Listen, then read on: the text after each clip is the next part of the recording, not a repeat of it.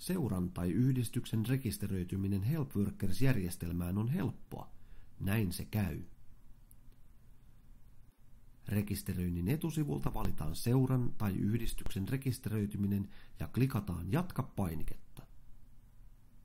Seuraavaksi syötetään yhteystiedot. Ensin seuran tiedot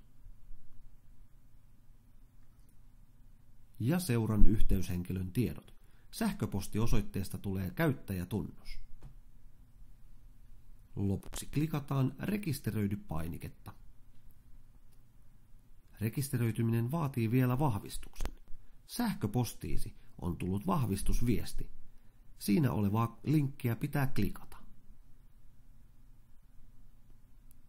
Pääset nyt valitsemaan itsellesi salasanaa, joka syötetään 2 kertaan. Vihreässä laatikossa on ohjeita ja vihjeitä salasanan valitsemiseen. Salasanassa pitää olla vähintään 8 merkkiä. Rekisteröityminen on nyt valmis ja voit sisäänkirjautua palveluun.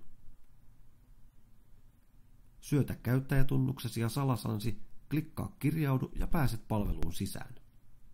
Muuten, rekisteröitymisvaiheessa kone ilmoittaa sinulle keltaisella palkilla, jos joku tarpeellinen tieto jäi antamatta tai esimerkiksi salasanan vahvistus epäonnistui.